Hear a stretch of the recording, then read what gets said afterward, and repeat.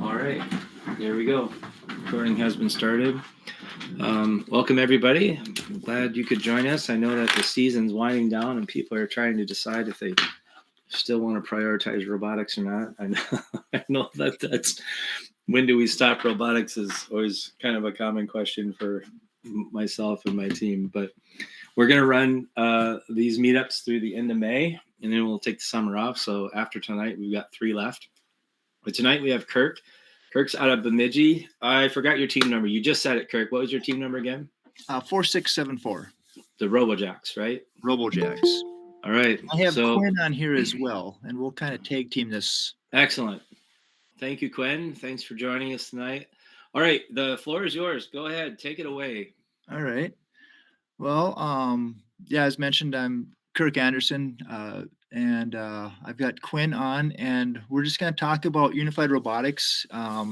Dasso, did I get the name right or close? And I ran into each other down at the championships, and we just we feel very strong that this is something that we want to make available to all of our FRC teams as well as the students in their schools. So Quinn, I'm going to let you kind of introduce this, and I'm going to share the screen. Let's see here, Chrome tab, there we go. So that you guys have something to look at. All right, can you hear me? Okay. Yep, sounds great. So this season we started Unified Robotics in northern Minnesota, and can you go to Y? We started these teams because 21.7% of our school district uses special education resources. These students don't typically get a lot of STEAM opportunities. Unified Robotics changes that. Robotics programs introduce these students to STEAM careers and helps them succeed in career paths. Unified Robotics also helps these students gain communication and leadership skills.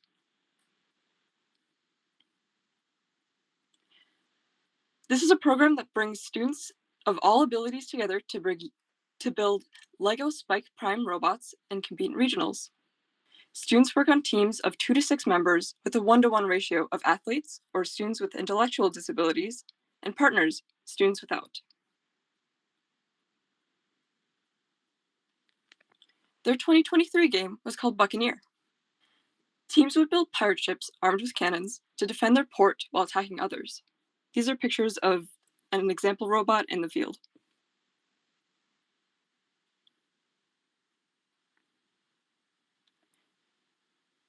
Through funding with United Way and the Fee-Fi Fo-Fum grant, we started 2 teams in Bemidji and helped start 2 others in Red Lake.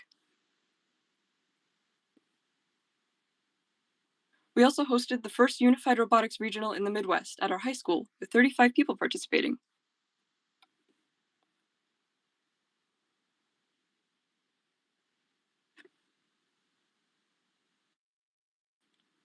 Kirk, you're muted. Thank you. So yeah, that's kind of a quick overview of what it is. Do you guys have any questions so far? And then I'll kind of talk into more of the stories behind it here.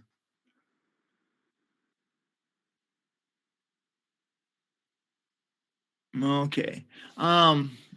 So to me, one of the cool things was just seeing the just the student responses, both from the students from our FRC students and the students that were the teammates. So the first night, first of all, we didn't know what we were getting into. When we were looking up Unified and we were reaching out to them, they had examples of old games and how they did things, but they were planning a new game, which is this Buccaneers. And so we didn't really know what was going on, how to plan for the game. And so the first night I had a student there and we were just kind of having a team meeting and we were kind of explaining what's going on. And he's asking questions. And I said, I don't know really what's going to happen. This is the first time we've done this here. And he just, the response he gave was he just kind of looked at me because, oh, so we're making history. And I just thought that was, for somebody who so much of society is going to take a look at and say, you have so little opportunity, for him to realize, hey, I get to be some part of something big, I thought was really great. So that was really neat. Recently, so what we did is we partnered with our special ed department to have them identify students that they thought would be interested, because they knew their students better than I do. And then with our unified director at our school. One of the neat things that has happened recently that I did not anticipate was, as we're looking forward to next year and starting to make plans, is that we have students who really aren't involved with unified sports. They've been really resistant to join unified sports, but now that they're hearing that there's a unified robotics, they're actually going and talking to our athletic department, our DAPE teachers, our unified director, to get involved with the unified sports as well. Which is not something that I was anticipating. I was anticipating that it would be, hey, we're leaning into you to identify students that we could reach out to. But now we have students that are looking at us and going, wait, I'm going to try this robotics thing, but I'm going to go talk to our athletic people as well. And they want to be part of the bigger unified experience. So that was really cool. And I put in here probably about 536 extra high fives and fist bumps over the last 5 months. So every time I walk down the hall, I don't work at the high school, although I'm there an awful lot for robotics, but I work in the elementary schools.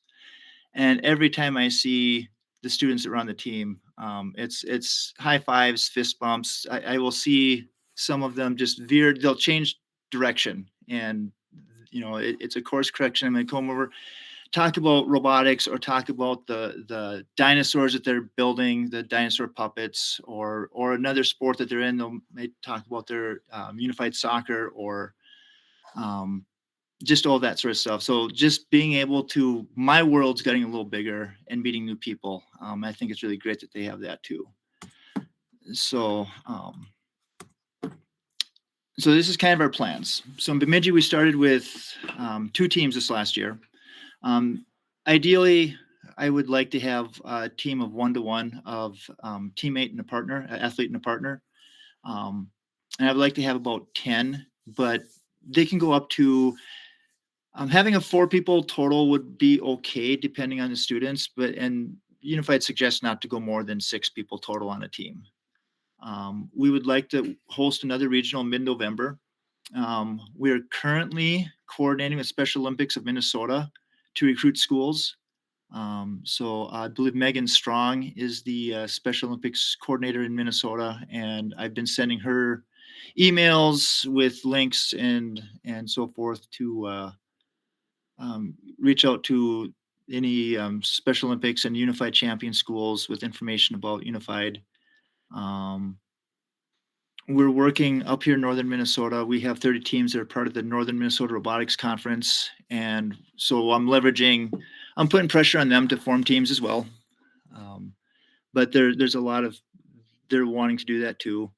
And one of the big things is, then they're just kind of looking at grants. It's designed to be very inexpensive.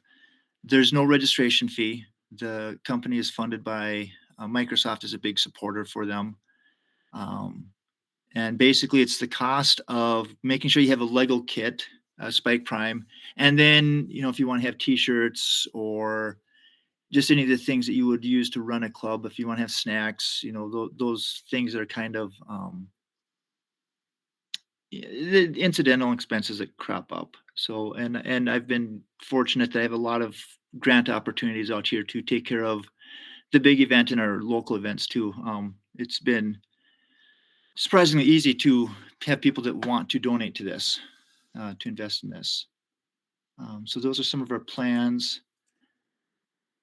And just kind of how you can get started, how we get started. So one of the best ways is to reach out to your school's unified Special Olympics teacher, director.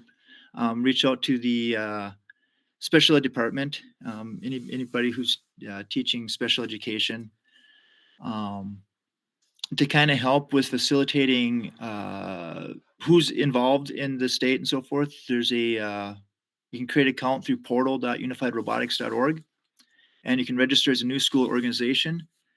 And they have a guidebook there as well. And we'll go over some of the stuff that's in the guidebook here in a few minutes, mainly with the outline of the schedule. But it's pretty easy. It's not our game manual for FRC by any stretch of the imagination. So timeline is kind of, we're in that kind of at the bottom of it right now, the January through June, which is stay in contact with new friends, reflect in the season, and set goals for the next season. So for us right now, our goal is we would like to see, 100,000-fold increase in participation in Minnesota. Right now, it is in Texas, Washington, Ontario, Australia. I think there's some in Michigan. Am I right, Quinn? They no longer have their teams in Michigan. Okay, they don't have the teams in Michigan. But I think that's mainly it right now. But it's something I think there's a lot of interest from what I could see at championships, because I think there were 2 separate sessions on this program. One from Delaney and Andrew and the people who had kind of been working through them officially, as well as First in Texas that had been doing it and just not officially registering, but they've still been running events. And so we would just like to see this really grow.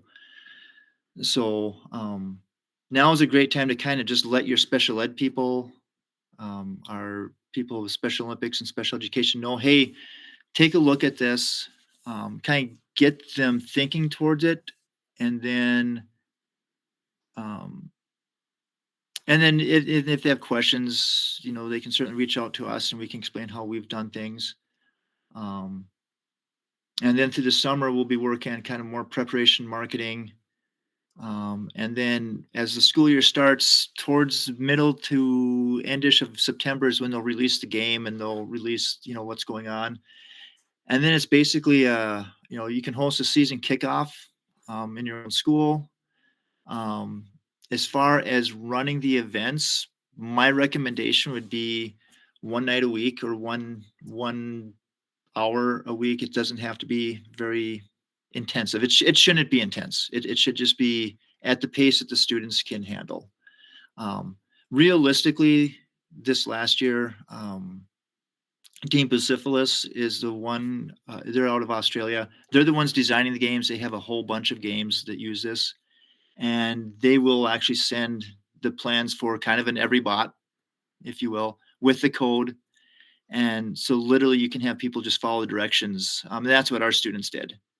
And then as they built it, they immediately started to modify, mainly for aesthetic reasons. And the aesthetic reasons quite often counteracted the functionality of it, but they had a blast. And so it's really, realistically, you could have it in an afternoon. You could have a robot up and running. So come up with your own, people just come up with their own schedule. And then November for us up in northern Minnesota, currently the plan is the weekend before Thanksgiving to have a regional style competition in our commons area. Also, kind of backing up a little bit, we have our NMRC Open and Championship at the end of October. And so we'll be taking a session during that time to kind of have a build day. So anybody who is wanting to start a unified team can come over and we'll make sure that they have a working robot. Help them build, help them we'll spend some time with that and dedicate some resources for students to come over to not only be part of the big FIRST robotics competitions, but just kind of tie the two together. So, and then long term down the road, as we see the program grow, they would actually like to have a national, international championship as well, which they do in other unified sports as well. The unified basketball, I know our team hasn't gone to the national, international competition, but they've gone to state, and it's a big deal for our students, and they really enjoyed it. And in our school, unified is just something that is, it's just part of what we do. And so when we kind of found out that there's roadmap for unified robotics, it just made sense to us. Even though we had no idea really what to expect, it's like, we're going to expect something good. So yeah, and this slide has some more information and contacts, but which I did post in the comments, so everybody should be able to see them. If not, I can repost, but kind of that's it. And but I could go, answer more questions. I thought this would be a kind of a good way to do a quick overview, but if anybody has any other questions, challenges we faced, things that worked well, things that didn't work well, we can certainly go over some of those things too, but I'll kind of leave it open to some questions at this point. Kirk, you said that you prefer to have a one-on-one, and the unified group recommends no more than 6. Do you think that one-on-one works the best because it eliminates conflict, or there's just not enough work for more than one athlete to work on? Can you give us some more background on how many we could kind of squeeze through the program based on how many kits we have is realistic? Yeah. So the reason I like one-on-one is because it really fosters the relationship between a student and a partner. That's really what it comes down to. Because is you really have a chance to focus. Because anytime you start to get a group of students, a group of people, you generally have a person or two that starts to dominate, and this would allow. This kind of helps with having them have an equal voice and actually developing that friendship really and that relationship. Can you do 2? Can you do 4? Can you do 6? Absolutely. We had teams of, we had a team of 4, and it worked out really, really well. But I can see a benefit to keeping it low. But yeah, if when it comes down to, you don't have the kits, you put them on there. And it's just a matter of maybe making sure, as a coach, to make sure everybody's voices are heard and to foster the relationship. But that's really why and then if you pair them up with differing abilities too, if you have somebody who works quicker and somebody who works slower, that actually is not a bad combination, because you can slow things down. And again, that kind of depends on how much time you're investing into it, whether it's after school, before school, hour a week, hour every 2 weeks. On one hand, you don't want to go too quick. On the other hand, the quicker you go, as we know, you build a robot, and then you can start iterating and, hey, let's try this, let's break it and start over from scratch. Same thing.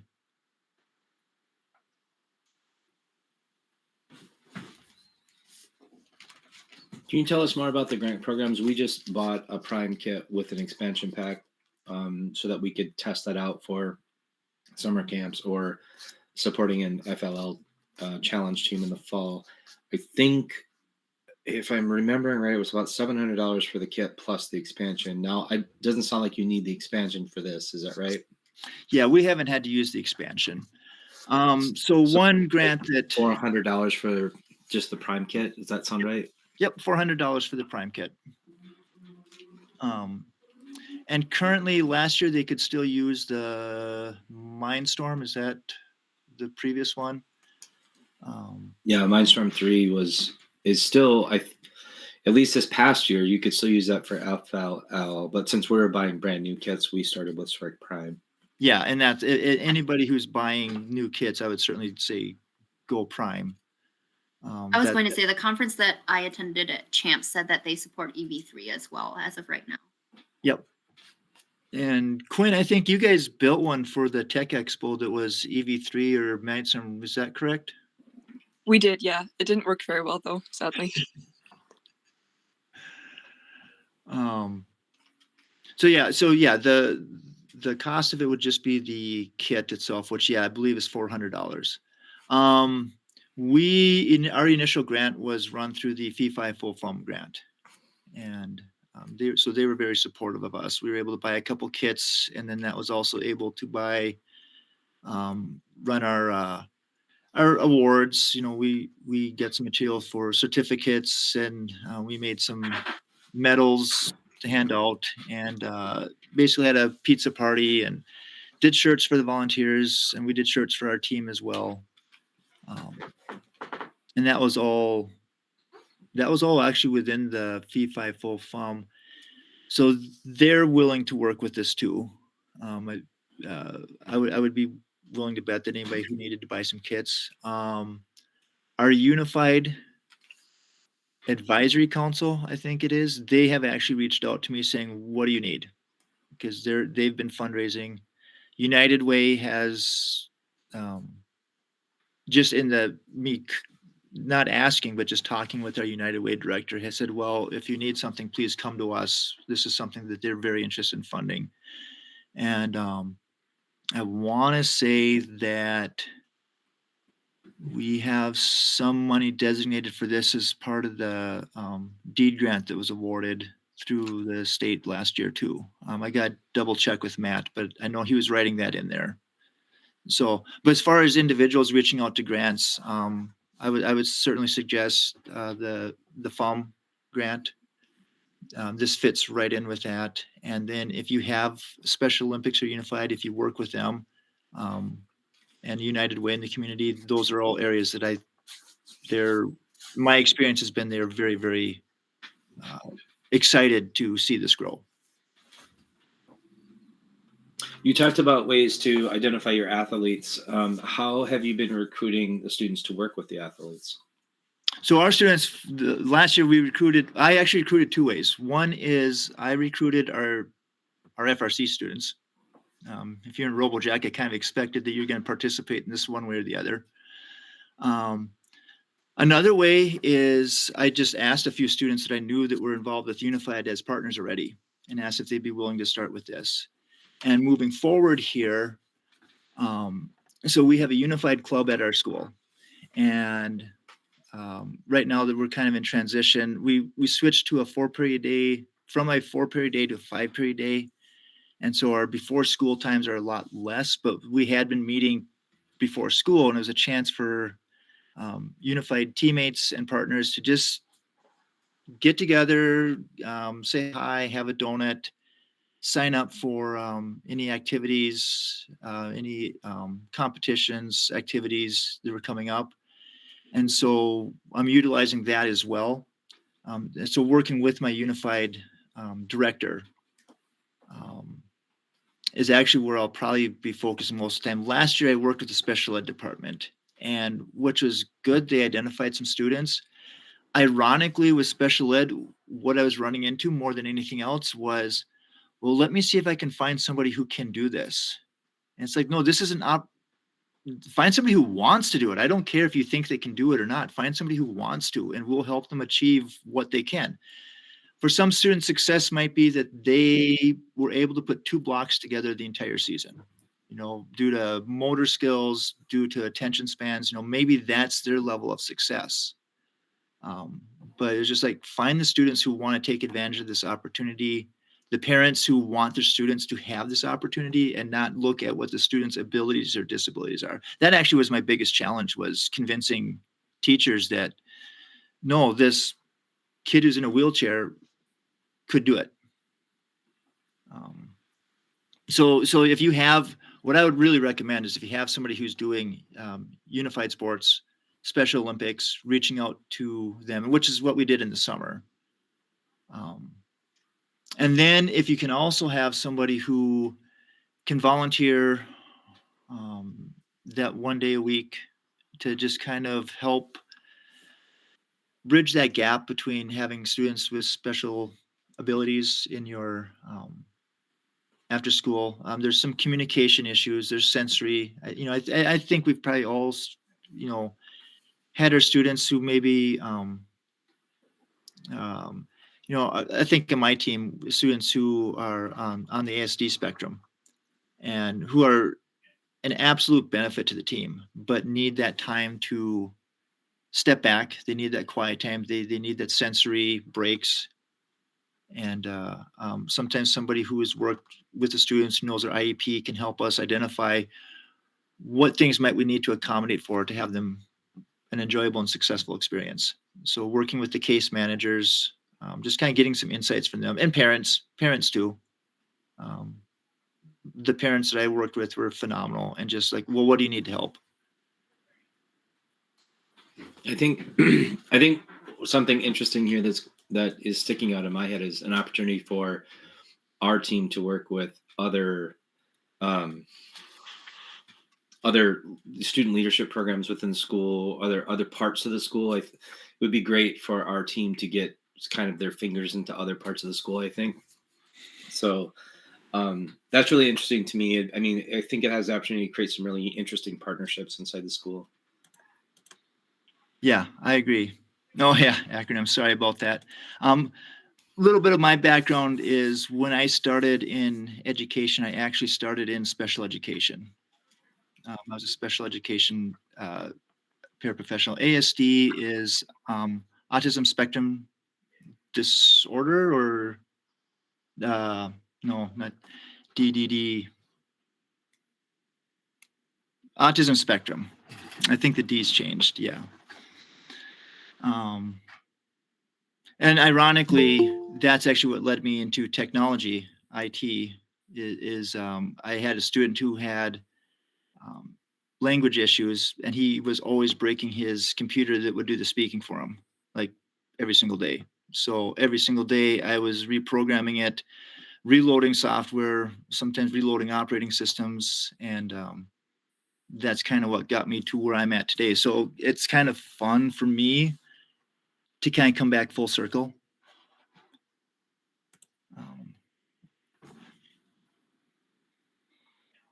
Can you describe how your regionals are set up? Oh, yes, absolutely.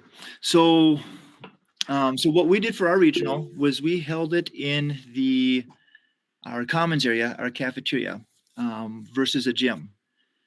Out in Seattle or Washington, they usually host them in a gym, kind of like what we would do with if you had an FRC regional, you'd probably host it in a gym. We have a large commons area that is carpeted, and it has acoustic tiles on the ceiling. And what that does is it deadens the sound. You can still pipe sound into it, but it's not as lively. And we found that really helps with kind of keep the sensory overload down a little bit. So what we did for regional is so this year was just 4 teams. So I just created a couple 3 round robin qualification matches type things, 3 levels of round robin. Got some seedings, and we had a playoff. The whole thing took a couple hours. And then what we ended up doing was, because it was a small group this year, we had a pizza party for an awards banquet, and everybody who was there, spectators, parents, we just joined in for that. We had some referees, and I'll kind of back up maybe a little bit on the slide. Let's see here if I can. So there's some pictures of our regional, some of our volunteers. The bottom right-hand corner is the game in action.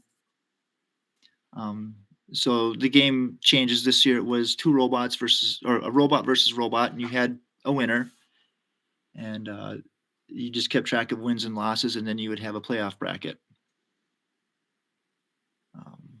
Tom, I think you have a question. Yeah. So a couple things that kind of pop up, and hopefully I didn't just miss it. How, well, I'll throw them out one at a time, I guess. How does mentoring work? Can you talk to that a little bit?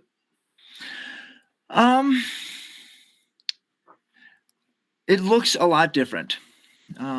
So what I would do is, so I ended up kind of being the coach. I had recruited another special education teacher to come in and coach, but she was creating 3 new classes at the same time, and she was not able to make most of them. So for me, a lot of it was just kind of helping guide students learning how to work together. So as far as it looks different because it's more exploratory. if that kind of helps. It's not as technical. We're using the Lego. Probably the mentoring that required the most was kind of figuring out the programming side of things, because we don't have a history of Lego League in our school. We do have now, but our students haven't come through. So we had very few students who had participated in that. And then finding out the things that were wrong. Probably the biggest thing I did was when we were trying our robots out, and it was just put the white tape on the carpet, as you might be able to see in the pictures. We just put the tape on the carpet.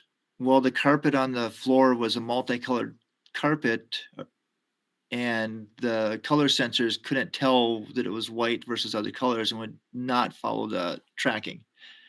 So just kind of some of those things that you would think like, oh, this should be simple, and realizing, oh, things aren't so simple. So just providing the resources was really the mentoring that we ended up doing.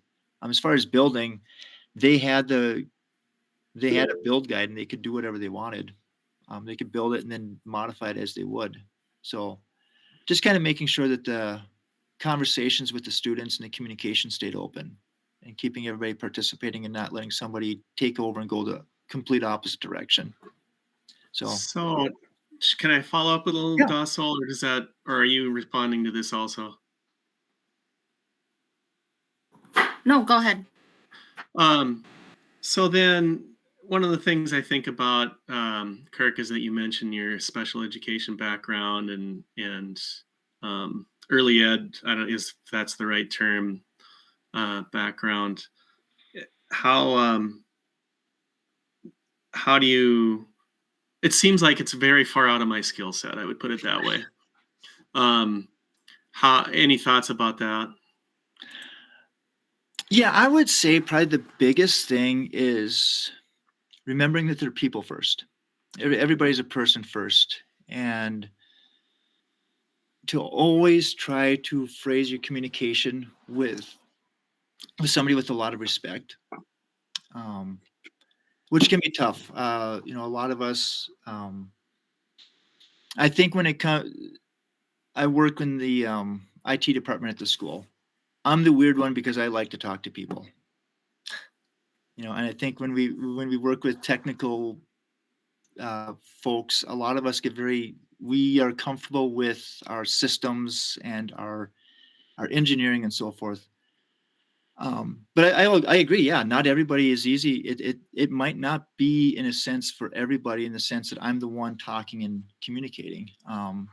But talking with somebody, if you know somebody who is in special education at your school, and just talking with them a little bit, is probably, they can be a great resource. And just saying, hey, we're looking at doing this. When I'm communicating with your students, how do I do this? Okay, so then I was kind of wondering you don't necessarily have someone trained in this area involved if you can. You don't have to.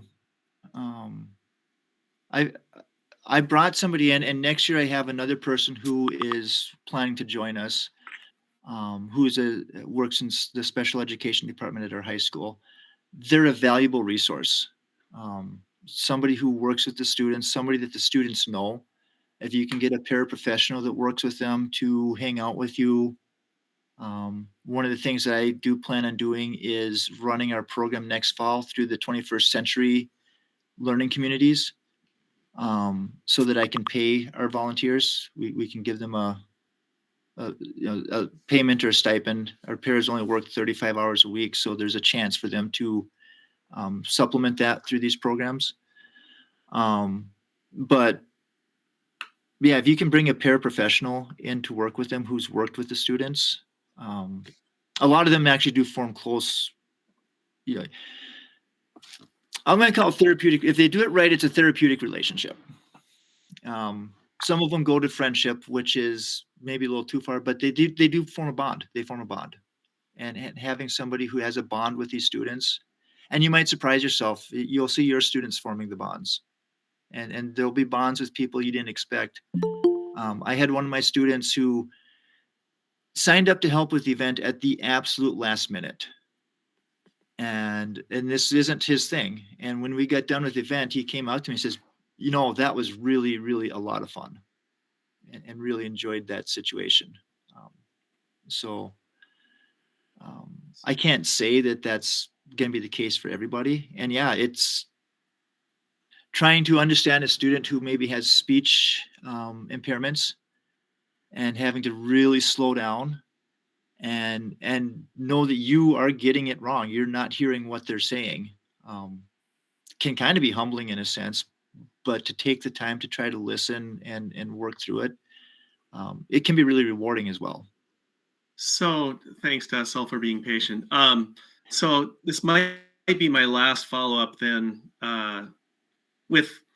especially with so you're saying that with an hour a week, maybe, Mm-hmm. And is this necessarily an after-school thing? Can it be a daytime or a school day thing? I would love for us to have it as a daytime.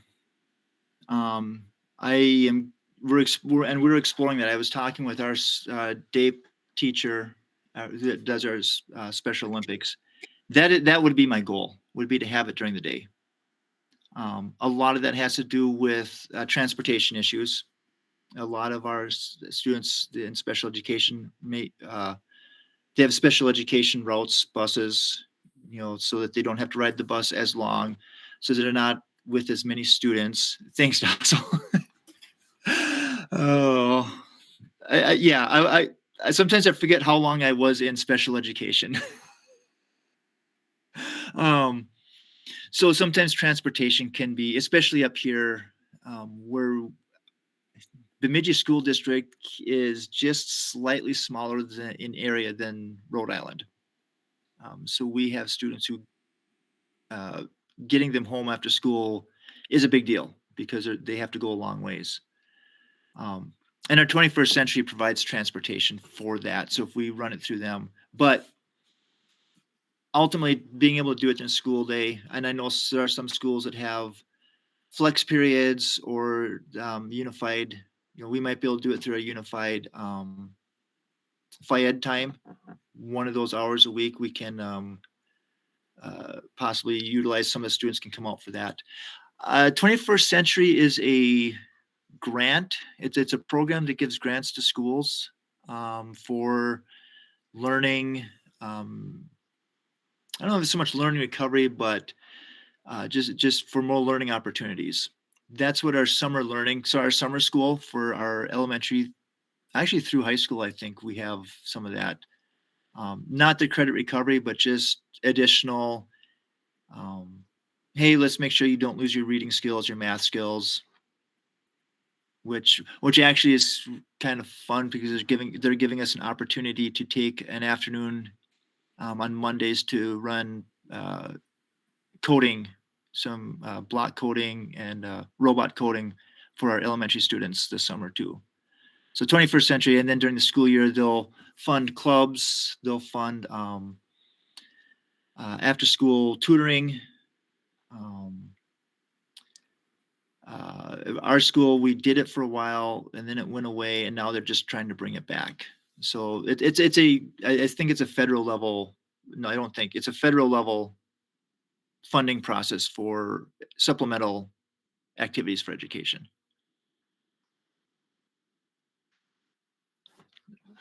All right. Did I get most of your questions, Tom? All right. If you got more, just chime in. Dossel? Yeah. So thinking of like our students who would be paired, and I can think of some people who would be interested, especially on your partner side, not your athletes. Did your team do any pre-teaching or like teaching as you went along in regards to like, I remember like when you were talking about like being really intentional with your language around students, like did you have to do a lot of pre-teaching before on like, here is how we're referring to like these students as athletes, and then like any information regarding like their sensory needs or like processing needs as like you're going through this process together, and what did that look like? Well, our It was a mess this fall. It was just a fun mess. So part of what it was that I did not get the other teacher to come in like I had planned. The other one is we were converting our robot to swerve drive. So we had a bunch of technical things going because we'd never done swerve. So this was so we're running our unified program, and we had kids trying to get swerve modules, redoing the frame, rewiring the robot, trying to get some program on there. But what I did do, and I think this was the biggest thing, was I had a student who was already a unified partner through the other sports and activities. And she came on and said, I don't know anything about robots. You don't have to, work with the students. We're going to build this together. We have the instructions. I would certainly recommend to take some time to talk about that. I think one of the things, but this is one of the things we did do, is our fall, during that time, we actually went over our core values as a team. So we actually spent the first, what were some of the things we did, Quinn? Do you want to jump in on some of our value activities that we did? Because I think that helped us a lot to just kind of form and bond. So one of the games sort of things we did was throwing eggs and bouncy balls at a wall. Don't entirely remember the activity, but that was to show which one was it? Was enthusiasm? Yep. To show how enthusiasm is good for the team, and we did activities like that for like 6 weeks before the season started. It was fun. And that corresponded with our 6 weeks of unified. So yeah, we took those advantage of something like of those things to talk about. The egg one was once everybody got over their timidness of what is your crazy coach doing, was a lot of fun.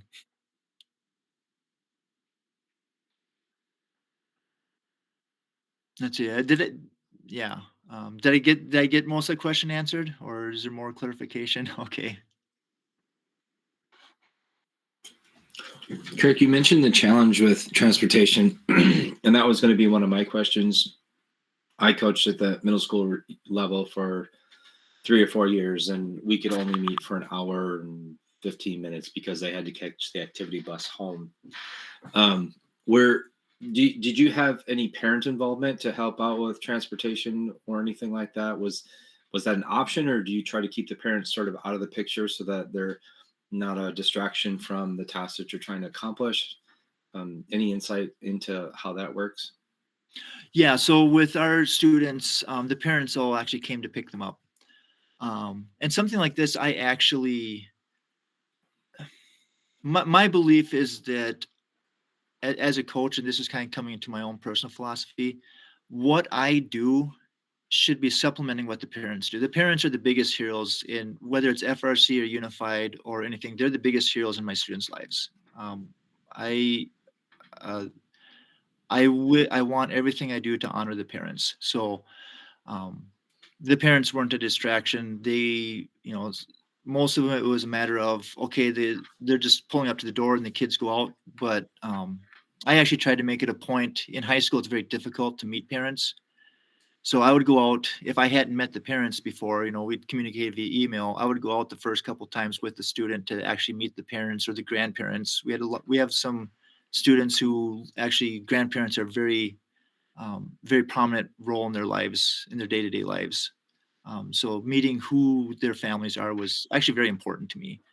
But yeah, they were the ones who were providing the transportation, and it just so happened that worked out this year. But as we grow, the odds are I'm going to have students who want to do this that don't have reliable transportation. Parents work, or parents don't have transportation themselves in our area. So I want to find ways to not let that be a obstacle. So ultimately, doing it during the school day would be perfect. But we're still getting used to our new schedule. I know Jackie Stoffel, who's our FIED and adaptive FIED teacher. She's trying to find some ways to accomplish the same thing. So, yeah, it's just the parents picked up the slack this year. But I know for us up here, our demographics, it's a barrier. Transportation, even for my FRC students, it's a barrier. We're very rural. Bemidji itself is a town of 15,000, so there's a lot of people in town, but we have a very large geographic area, a lot of gravel roads that people live down. So it's just something I'm always aware of.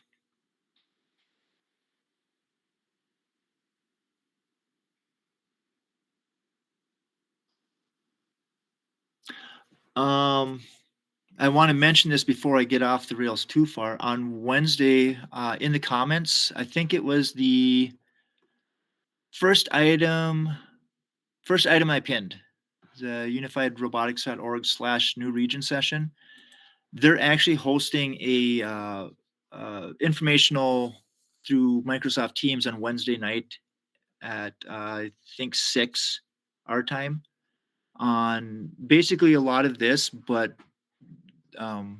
more information and advice they have that Andrew and Delaney have for starting in a new region, starting a new team, new school. So I'll be on that call as well, just because I still consider us a new region and a new team, but they might be able to answer some questions and might be able to provide some more resources as well. And by all means, reach out to them. They're seeing it across multiple continents, so they have a lot of ideas too. So I just wanted to bring that out there as well. Kirk, can you go back to the schedule slide? Yeah. I'm trying to remember when kind of kickoff all happens. I remember you have regionals in sort of middle to late November, but Yep. when do you find out when does the game manual drop? So the game drops. It dropped this last year on. Let me just pull up the calendar. It was mid September, mid to late September. Let's see if I have it marked on my calendar.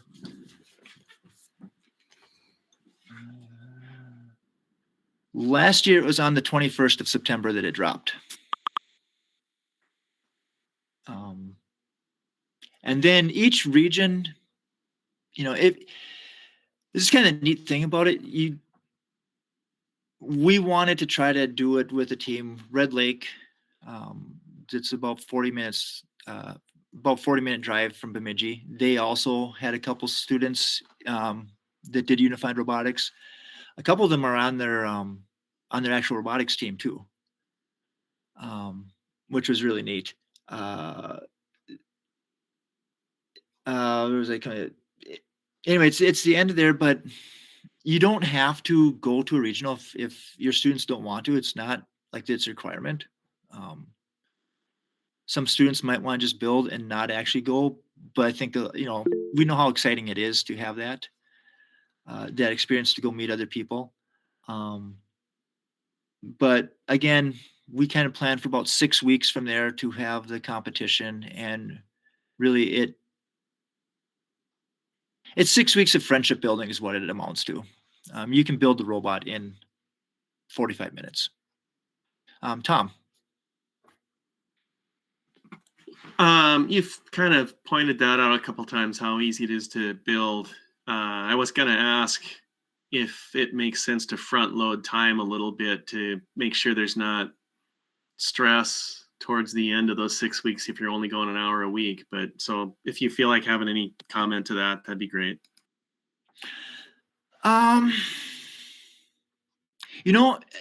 You kind of have to read your students for that one, in a sense. When we had it, Red Lake hadn't figured out the coding, which really was just swapping a couple wires around. I cheated. I didn't rewrite the code. I just saw what was going on and switched a couple of wires. We did that the day of. So it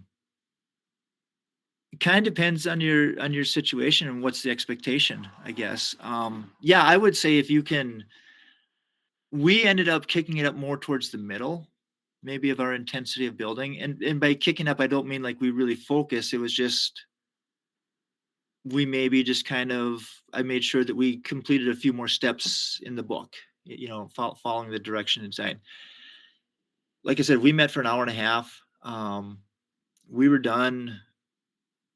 I think we spent maybe a couple sessions troubleshooting the code, but otherwise, with the 20 minutes to half hour of team building activities, left us maybe 45 minutes of actual build time, and we were done a couple weeks ahead of time without and not knowing that this was what it was going to be like. And we actually had one of our teams start later, so we had a team that did it probably in 2 or 3 weeks, 2 or 3 sessions, and kept it pretty low key. And if you have regular somebody who's got some Lego experience, it can be cranked out pretty fast. I've gone back and rebuilt them in about 45 minutes when we've had demonstrations up here. So it's about what the students are comfortable with. And some students are going to be comfortable showing up and not having something that works because they want to look cool. We had that.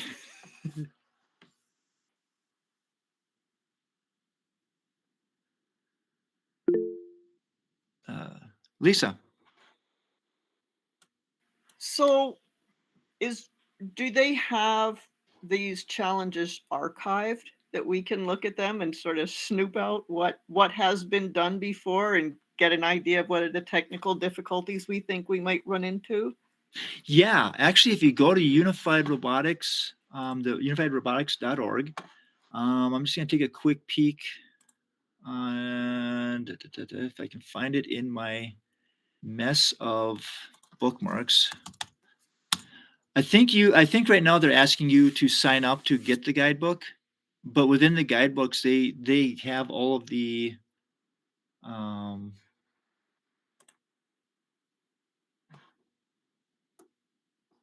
I think they still have the one from last year. There we go. Yep, season archives.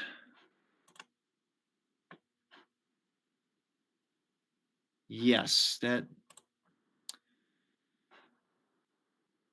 So what they were prior, when they first started, it was basically a sumo wrestling match. So you put 2 robots together and they were in it was a white fiberboard with a black circle around the outside, and your robot had to stay in that black circle and try to push the other one out. And they did that for a couple of years. And then with COVID, they modified it to have timed races where you had to clear the circle of basically like red solo cups. Clearing those out with the robot that would kind of seek and push them out. And they did that for a couple of years. And then last year was the first year they did Buccaneers. And now I think the plan is to drop a new game pretty much every year. It sounds like it's 5895 Project Bucephalus. They were one of the finalists for the Impact finalists this year. They have a lot of games that they've designed over the years for this. So they've been kind of doing something similar in Australia, and then they've connected with Unified. And so they're working hand in hand with them to provide games and game development. But yeah, the past seasons, take a look at those. That kind of gives you an idea of what it's like. It's meant to be competitive. It's meant to be kind of a 1 versus 1. It's not Lego League where you're trying to complete tasks and missions. It's we're trying to score more points than the team we're up against right now. And it was a lot of fun.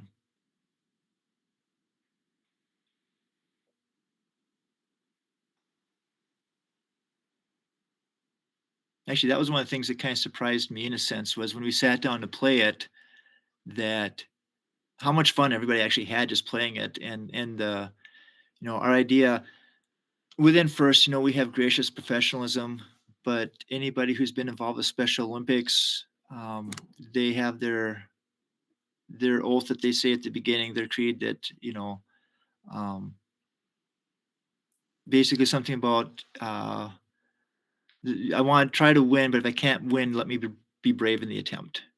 And it's about the journey, and it was for our students too.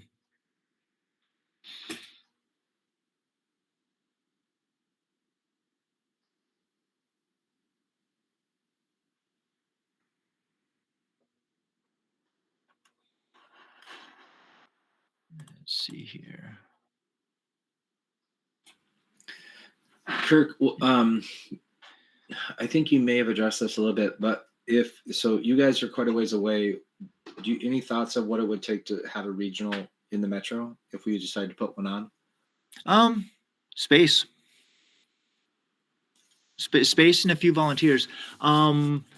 So they in the guidebook, they have, these are all the volunteer roles that we would need. You know, everything from basically what you need is somebody who's willing to take the regional director type role or event coordinator. And I'd be willing to come down and help with that too. Anything to take a drive and do this. But basically, if you have a space that can handle however many teams there's going to be, they recommend having about 10, maybe 12 teams per division, and you can have multiple divisions at a regional.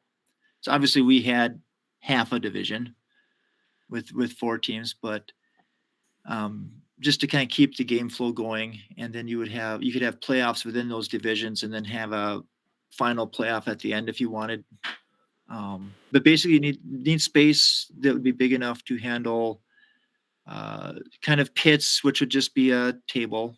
You know, we don't need a lot of space.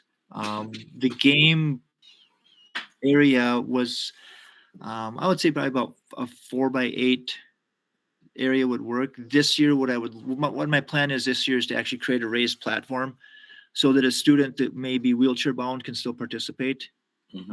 We just did it on the carpet this last year, just on the ground, but I want to raise it up.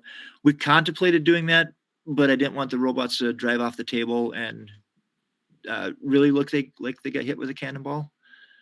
But we'll probably build some platforms that have edges to prevent kind of like the Lego League. Yes. Yeah. But yeah, just space and somebody willing to either run at the regional or run the competition, kind of lining up volunteers. It doesn't take much, and they give kind of some recommended guidelines for how much time to spend with things. They have a list of awards to hand out, and it is important to recognize the students too. I don't necessarily like to do just participation. We do that, but to actually take a look and say, okay, this robot really, they put a lot of effort into the decorating. We had students who dressed up as pirates. They came to the conference. They probably saw that in some of our pictures, but they got into it. I mean, our one student, he was all about. He was a pirate. He came in, loved it. And so, best decorated, obviously for the competition side, first, second, third. We actually renamed ours, like Privateer was first place. And then I think we had Sunken Wreck as the kind of your last place participation trophy, or New Coral Reef or something, and the kids just had a blast with it, the different names that we came up with that. Is a regional 2-3 hours? Is there any concern with it's too long for the kids to last through the event? Yeah. The recommendation would probably be to have the whole thing in 4 hours or less. Okay. In terms of the student involvement there. Let's just see if I've got Quinn. Do you have access to the book right now?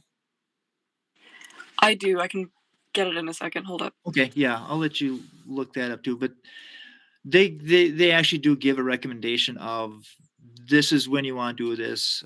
Having an opening ceremonies. They have a list of the different awards that they would have people give out.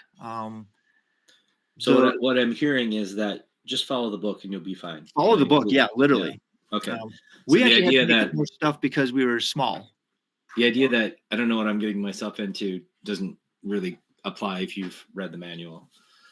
Yeah, read the manual and it walks you through it. And like I said, now that I've been through it, and this was, I think, the first year they really came out. They have a good manual. So the manual says the event typically lasts 2 hours and to include breaks throughout the event.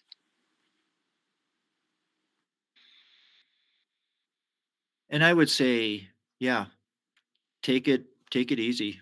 I mean, the goal is to have fun. The goal is for it to be a enjoyable, fulfilling experience. And and that's what we had. We had a lot of fun. And like I said, we've got it brought some students out.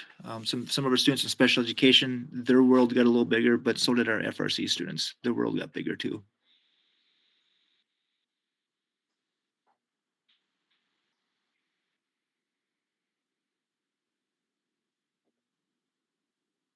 And as you can tell, this is something that when this kind of came to us, it was like, yeah, we want to do this. So, if you're wanting to do this, and maybe it's not you, but somebody else that you are, trying to help get going at your school or in your community, by all means, reach out to me.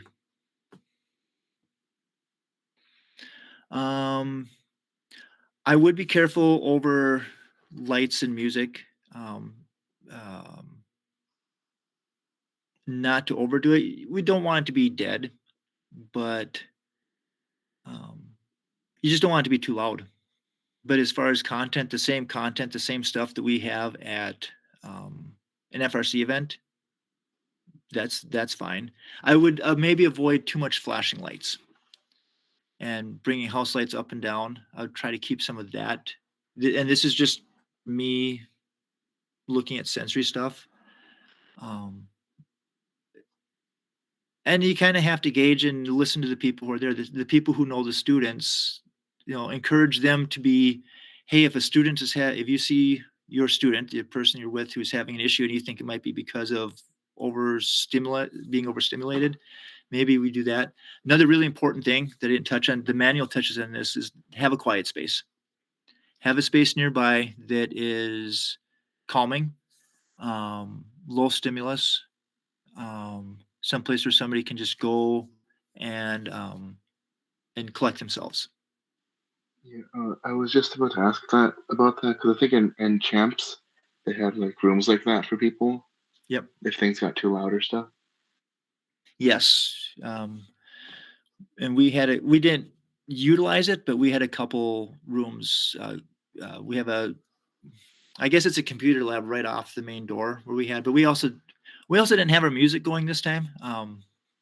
It's something we just kind of overlooked in our first one. I want to have some music and maybe some lights this next one. But fortunately, and this is kind of really a neat kind of I'll sidetrack this one, side story in this one. So we were setting up for our event or getting ready to set up, and there was a group of students that were down there playing music and practicing a dance routine. Turns out we had a unified dance group that had reserved the gym, and the basketball teams came in and went, well, we need the gym. And even though they had reserved it, they were sent down to where we were setting up. And they were so apologetic. But I'm like, no, this is perfect. You guys, we didn't need all the space. And they actually had some music for us while we were setting up. So it was, in my mind, it was perfect.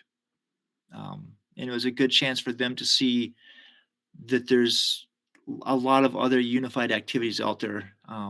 We have our basketball, our volleyball, bowling, but then there's unified dance. Now there's unified robotics. We've got a unified music program in our school. I can't remember. Spitballing. Why not a unified speech program? There's so many things that we can get students of differing abilities involved together in. So anyway, coming back around, have music. Just probably be cognizant of the volume. If you're in a gym, that's where you're probably going to see overstimulation. If you're in a gym, because it echoes. It's not a one sound. One sound makes several sounds because of the wood floors and the bleachers and that stuff. A library, actually, if you have a large library space, that might not be, if the event's not too big, might not be a bad spot. Kirk, I don't remember if you said this. What was the grade range that you had your students? Great question, actually. We did high school. This year, I already have 2 middle school students that have said they want to do this. So yeah, Quinn, we're going to have some middle schoolers this year. Just giving you a warning. I would say for this grade range, age, the range we have would be high school, middle school through high school. Elementary can certainly do it, but I would do a separate event if you're going to have like a regional type thing. I would not have elementary with middle school and high school. You could maybe do elementary and middle school or middle school and high school, but I wouldn't combine all 3.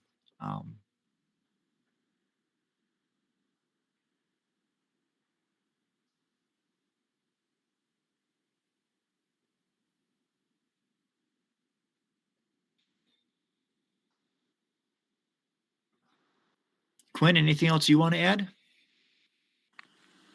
I don't think so. Okay. I don't know. Well, I don't have a problem. I mean, we're not that far off of the 8:30 time frame. I'm happy to end this early.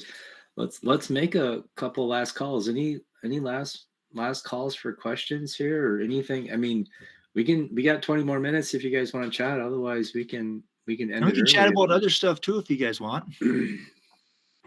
So at events, would like providing earplugs also be good too? Pardon me? At events, would providing earplugs be good for noise? If a student needs them, earplugs or the headphones, that's not a bad idea.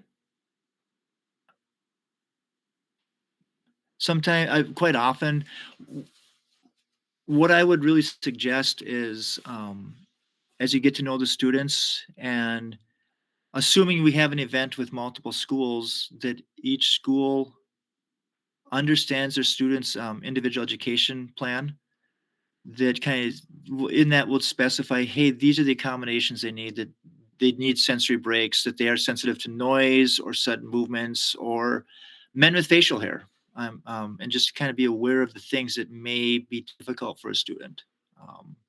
And I say those things because those are all things that I've experienced. So for some students, yeah, being aware of noise and a combination might be earplugs or headphones. Might be, if somebody just bright lights, flashing lights, we may want to keep those down. I would not say do away with light shows entirely. But then, just like I said, some people don't do well with men. I've had that where, okay, I have to keep my distance from this person because about November on, I start to look like a lumberjack. Actually, there are some students on my team who have not seen me ever like this. But yes, being aware of different sensory things, Paul, is important. And you will find something that is unexpected. There'll be somebody that's like, oh, I didn't know that this would induce anxiety. And then it's just a matter of, and that's where having somebody who has some experience with special education is very beneficial. Although I would say most teams that I've seen in first, and I would argue most teams that I've come across, we have students on our teams that do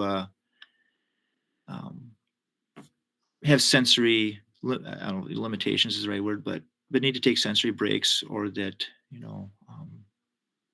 I think of a lot of organizations, First is pretty aware of that. And so same things that our other students, sometimes we need a break.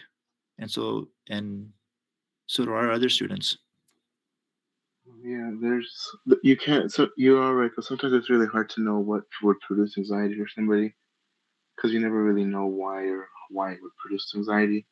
Mm-hmm. But once you know what causes it, you just gotta try your best to help it with them, or help them with it. Yeah. And I would say one of the challenges working with some of our special education students is that well, this is with all of us. Some of us, we get upset. I get upset about something. I don't know why. I just know I'm upset. And so sometimes it takes us to work through with somebody why I'm upset and what I need to do to calm down. Even at 50 years old, I don't use that against me, Quinn. Sometimes I need somebody to help me process my own emotions. And a lot of our students in special education, they may lack the verbal skills and the processing skills to understand that they're even worked up. But being able, then that's where having a quiet room, a sensory room, somewhere to get away to help them kind of reset. And I think we all need that. And sometimes that just makes it even that much more easier too. Just remember that they need to reset. Well, so do I. How many of us have, we get away we have a vacation or a lake home or this place we go to that this is where we quiet down. This is where we do we go do this. We're at this place and it allows us to function better.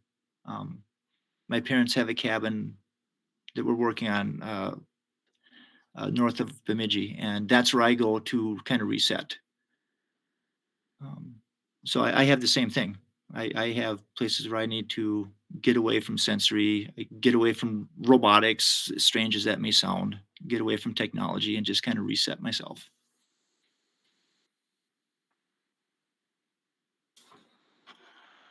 Yeah, I don't know.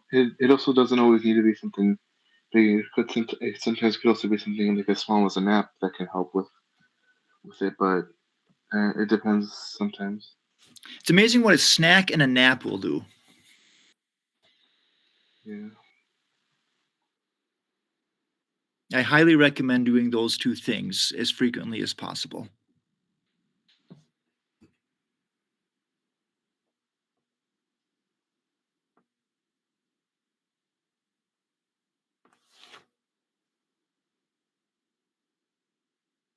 What about coffee? It counteracts the nap. All right. Does anyone have any final questions here before we wrap it up for the night? Health. Kirk, do you have any? Are you willing to share your contact info if anyone wants to follow up with you directly? I know that you have the questions for the Unified in there. Yes. So my contact, I'll throw that in here as well. And can you just shout it out for us? Yep, For those it's that are gonna watch? Kirk_Anderson at ISD31.net. Okay, good. We'll- So the folks that are listening to this on the YouTube, Yep. they won't see the comments. Well, actually, they did pop up. Okay, good. Yep. So that's, I'll throw that right there. So that's one way.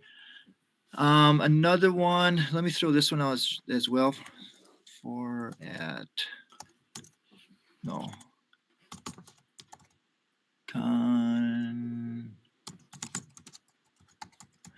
So here is our through the Northern Minnesota Robotics Conference. That one is, I keep pretty strictly with robotics related things. Okay. And so my other one is my work account, and there's a chance things may get buried in there with server alerts and policy violation alerts and all the other emails that get help desk emails, so on and so forth. Sure. So the other one I keep pretty much, that's strictly robotics stuff. So to wrap up here, what I heard you say, and add, please correct or add to it, but start working with your special ed professionals at the schools now and through the summer. Start looking for students who are interested in participating for this as athletes. Talk to your FRC robotics students about becoming partners and maybe look for other partnerships with other student programs in the school. Get yourself a Spark kit, but you don't need the expansion set. Just the base Spark kit will work. Kick off in mid to late September. Yep. Follow the manual, and you can put on an event if you want. Any other things that just kind of summary information that you think got to keep on top of our heads here? That's pretty much it. Yeah. Just I would suggest, yeah, again, talking with your special education department prior to the summer break, just to kind of get them thinking about it. And even maybe mentioning it to your administration too, as well, that this is something you're trying to do. Oh, and then middle school, high school, or Middle school, high school, or middle school, elementary, but not both, not all three. yeah. Yeah, I think that was an important one too. All right. Well, thank you so much. This is a really interesting session, and I have so many ideas now as a result of this. The team's always looking for new ways to make an impact either in the school or in the community, and it sounds really great. I'm very excited that you brought this to our attention. Yeah, well, and thank you to Ossel too for reaching out to me and inviting us to come to this, because I'm excited, and I'm excited to see more teams excited about this. And Kirk, did I hear, are you giving a presentation at Jumpstart the next fall on this? Yeah, I'll do it again. I did it last year. Okay. But I would love to do it again. And any team that does this, maybe we all do it together. Sure. And you're talking about Jumpstart in Becker, right? Yep. Or St. Cloud, I guess. Yeah. If you're interested, I will. If you don't see it, I might reach out to you too to see if you want to come down and do it at the one at Medtronic in the Metro. Oh, I would love to. I think if you're willing to make the drive, or maybe somebody else can do it for you. It sounds really good. I think this was a great presentation. Thank you so much. Oh, thank you guys. Thanks for all you guys do hosting these roundtables. It's they're really a great resource to have. Yeah, I can't speak for everyone, but I've so enjoyed it, and it's been great to make relationships with other teams through the roundtable, and we look forward to continuing it. We're going to take a break in the summer. Yes. Oh, so there's my nightly plug. We've got three opportunities left this before summer break here, and I want to verify. Yep. So we got 3 spots open: the 12th, the 19th, and the 26th. That'll be the end of our season. So if there's something that you're interested in presenting on, or just hosting a conversation, it doesn't have to be a presentation. Please go sign up. team2052.com/roundtable, all lowercase, and you can find there's a link there to sign up to host a conversation. Please do that. Otherwise, I got to scramble and I got to figure out something. So it helps us out a lot if folks are willing to host a conversation like Kirk and Quinn did tonight. So we really appreciate it. All right. Any last thoughts from anyone before we sign off? What was the Lego League thing you were talking about, Scott? Or was the team planner just like that? So for those on the call, Paul is one of our students on KnightKrawler, and so their first has Lego League, and Lego League Challenge uses, there's 3-4 levels now. The top 2 levels use a Spike Prime kit, or maybe it's just the top one. And we bought a kit recently because we wanted to take a look and explore how this works. So now we have a kit, and we can run this pirate game and try it out and see what we think of it. So go ahead, Paul. Sorry, I was just gonna say. So was the team planning to start a Lego League team? Maybe we hadn't gotten that far yet. I think the idea was we were hoping to support a Lego League team if we found a group that wanted to start one but didn't have the kit. But the step one is understanding what it is and how it works, which is why we bought the kit.